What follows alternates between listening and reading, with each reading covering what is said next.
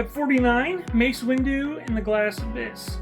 This book did not grab me at all. Now, I like Stephen Barnes' work. I really enjoyed the Cestus Deception in the Clone Wars Multimedia Project, but this book just was a little bit too odd for my taste, and I really didn't enjoy it.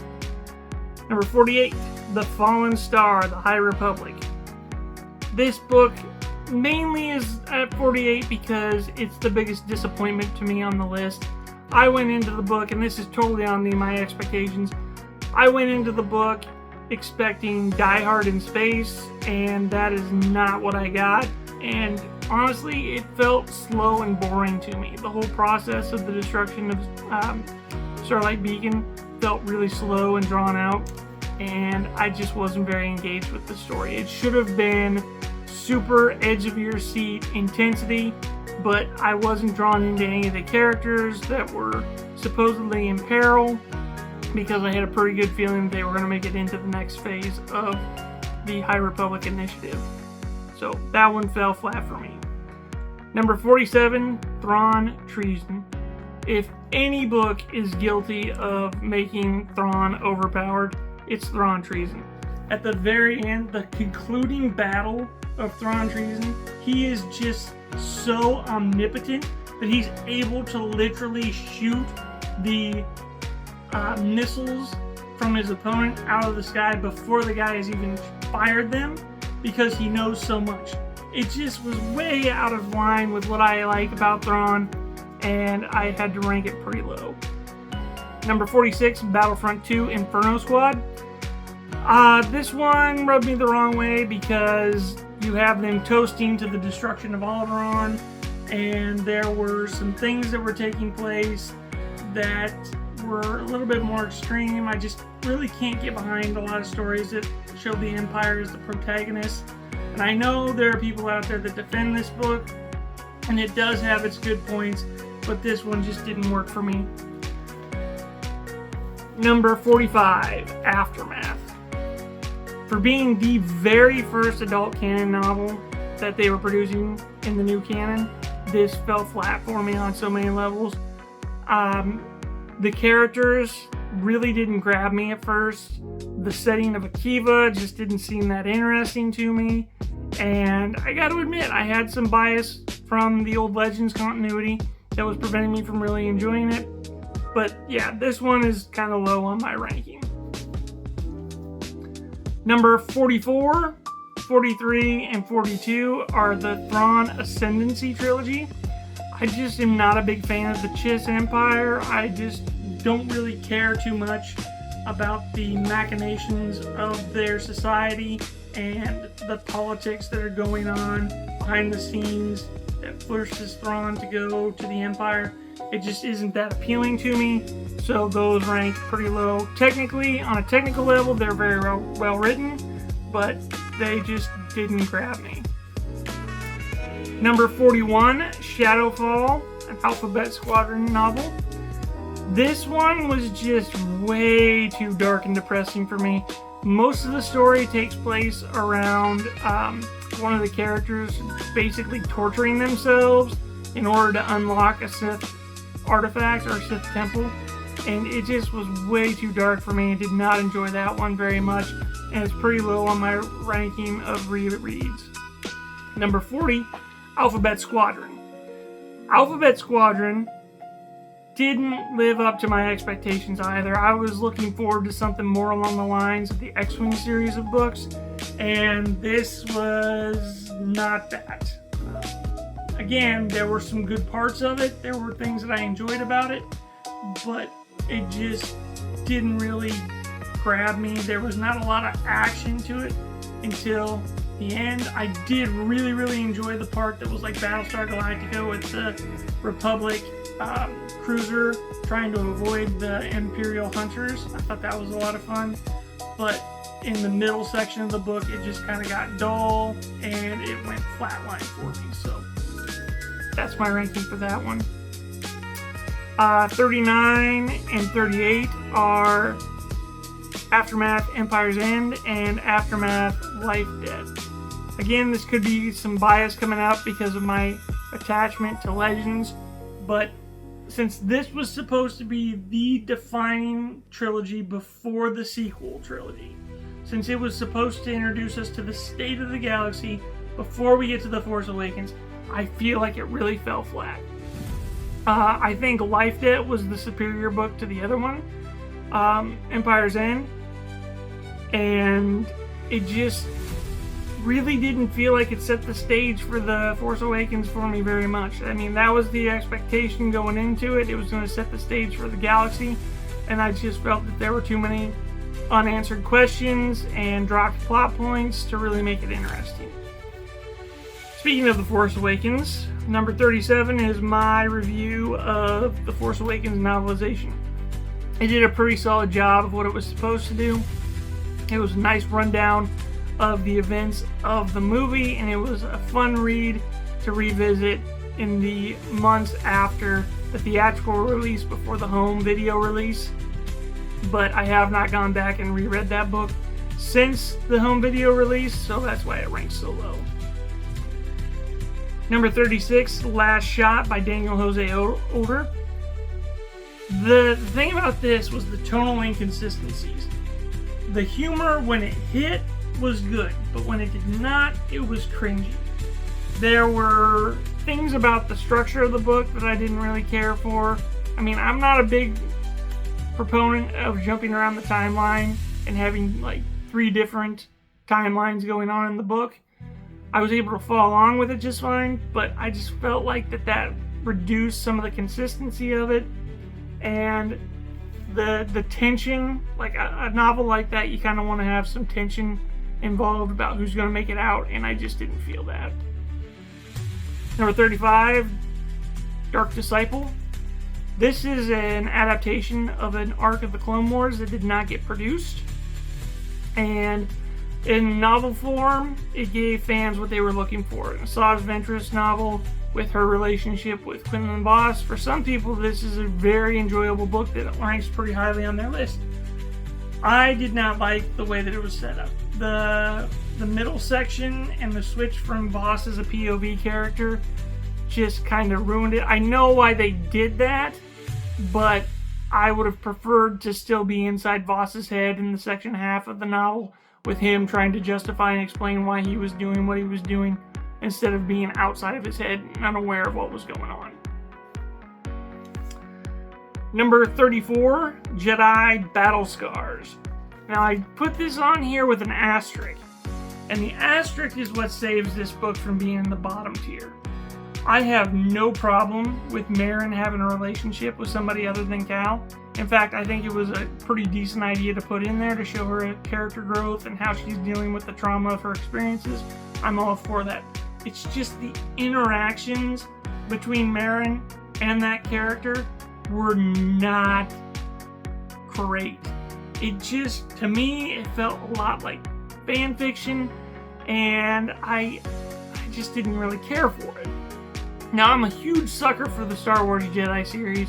I love those games. Cal Kestis is one of my favorite characters of all time in Star Wars. And the reason I put this on there with an asterisk is because I've started rereading that book, but skipping the majority of the parts where Merrin is interacting with her love interest. Just because it tightens the plot up, it speeds the book up, and it's a lot less cringe-inducing for me. So that's why I put an asterisk on that one. Number 33, Phasma. This is a pretty decent novel. The main thing that I don't care for about it is probably more tied to the external factors, like Phasma really not going anywhere in the sequel trilogy. I think it would have been really neat if this had tied directly into The Last Jedi, or had some kind of twist that pulled her back in for The Rise of Skywalker. It would have given it more emphasis and dramatic heft, but that didn't happen, so I left that book kind of disappointed. Not so much because of the book itself, but because of the stuff that was going on outside of its control. Number 32, Reign of the Empire, The Mask of Fear. This is a good book. It is very tightly written. The plot is believable. but that's the downfall for me right now, is that it's almost too real. And I kind of go for Star Wars to be an escapism kind of a thing, and this just felt too realistic to a lot of global events going on right now. So this one I have to rank lower, even though I recognize it is a very well written book, that I recognize that it has strong parallels to real life, but maybe too real. Maybe too real. Number 31, Lords of the Sith. This is a fun Darth Vader, Emperor Palpatine story. Where it falls down for me is towards the end. You have this narrative going with the Ryloth resistance group doing all these things to bring down Vader, and then they just kind of vanish for a little bit in the middle section of the book, and then all of a sudden they're back at the end. I would have liked to have seen more engagements between the resistance and Palpatine and Vader. I think that would have added some intrigue to the book, but it was a fine overall. Number 30, Heir to the Jedi. This one ranks a little bit higher than Lords of the Sith because I'm a huge Luke Skywalker fan. The first person did not bother me very much. The love interest I thought was okay. Again, it's one of those books that just kind of got inconsistent in the way it was delivering the story. I like the part where they're on the planet and it's almost like the movie Aliens. That was a lot of fun. But I have to admit too, learning how to use telekinesis by lifting noodles was kind of goofy. Number 29, The Rise of Skywalker. This book did a lot to flesh out the movie, which is why I rank it at number 29. But the story of The Rise of Skywalker is still the story of The Rise of Skywalker, and it's not my favorite Star Wars movie, so it ranks at 29. Number 28, The Last Jedi. This is a pretty solid novelization. It adds a great deal to the movie. I thought that it was pretty good, but again, I'm not a huge sequel trilogy fan. I like the sequel trilogy, but I'm not a huge sequel trilogy fan, and this one just kind of fell flat as far as rereadability. Number 27, The Princess and the Scoundrel. This is the novel that details the wedding and honeymoon of Han Solo and Leia Organa. And it's a fun little adventure. And I rank it higher than some of the other books because it's nice to finally see Han and Leia in this new continuity have some time together where they're not angsty, where we can actually see them in love, because, that really hadn't happened. Number 26, Bloodline. Bloodline, political thriller starring Leia Organa and the development of the Resistance. Pretty solid piece of work. Just haven't reread it very often, so that's why it ranks at 26. 25. This was a pick that I kind of hemmed and hawed about, but Thrawn, the first Thrawn novel. I thought that it was a pretty good introduction of the character into the new continuity. I liked Eli Vanto as a character, kind of giving us that Paleon perspective, but I'm not a huge fan of shifting Thrawn into a more heroic light, so that ranks it at 25. 24, Victory's Price, an Alphabet Squadron novel. I rank this higher than the other two Alphabet Squadron books because this felt the most like one of the X-Wing books to me. There's a lot more starfighter action, it was a lot more military minded, and for that reason alone, I bump it up to 24. Number 23, Tarkin. A lot of people don't care for Tarkin, but I find that book pretty good. I like that it ties in with Dark Lord, The Rise of Darth Vader, which are the Legends continuity books. So, again, that tie between Legends and Canon strengthens this for me, and I like the fact that Tarkin kind of figures everything out about who Vader is, and we get to see some interactions between him and Palpatine. We also get to learn about why he is the way he is, so that one I put up there. Number 22, Convergence, The High Republic.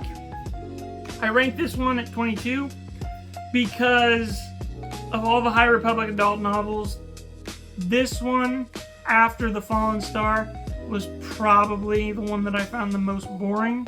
There are a lot of things I like about it. I've enjoyed the relationship developing between the Irem and Orono monarchies. But this particular book just didn't have enough action for me. It started off really well, gets kind of flat in the middle, and then picks up at the end. So I put that one at number 22. Followed closely by its sequel, Cataclysm. This is a pretty good book. It's got plenty of action, no qualms there. I just prefer the depiction of the Night of a Thousand Tears to be the one from Path of Vengeance, the young adult novel. Number 20, Inquisitor, Rise of the Red Blade. I thought this was pretty interesting. You really get to see kind of a Jedi Knight that's struggling with issues of mental health, and that contributing to their fall to the dark side. I enjoyed this book. I put it at number 20. At number 19, I have Solo, a Star Wars story novelization. I really like that movie, so getting to read a little bit more information and background of the incidents that were going on within the film, I found enjoyable. Following Solo on the list is Shadow of the Sith. I like this book a lot. It had a lot of fleshing out to The Rise of Skywalker, and it is a necessary read for anybody to really comprehend what's going on in the movie The Rise of Skywalker. So, high marks for that.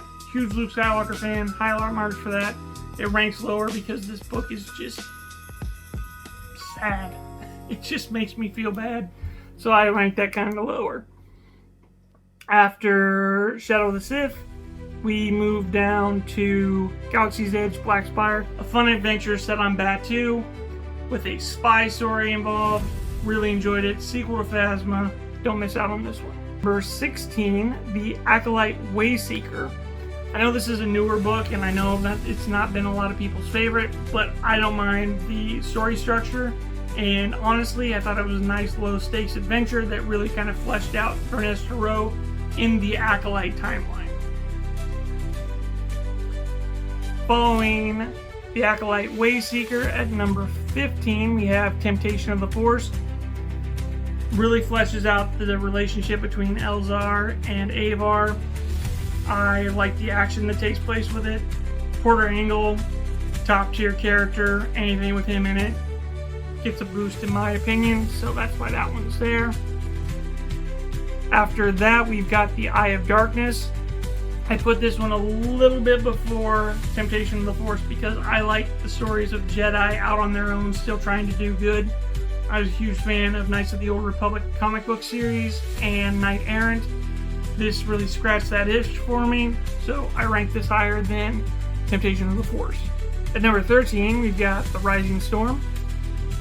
This was a roller coaster ride in the High Republic. It had a lot of great action.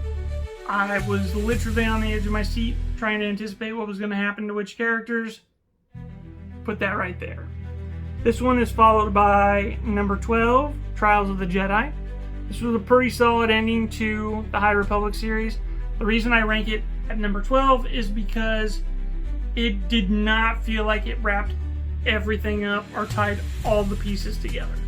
It was not the unifying force. The unifying force did a fantastic job of bringing all the pieces together. This, not so much.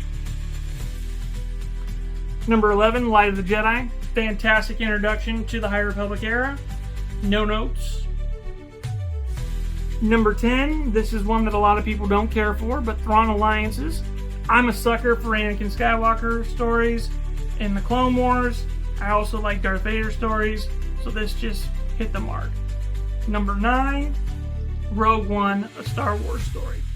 The novelization of Rogue One is phenomenal.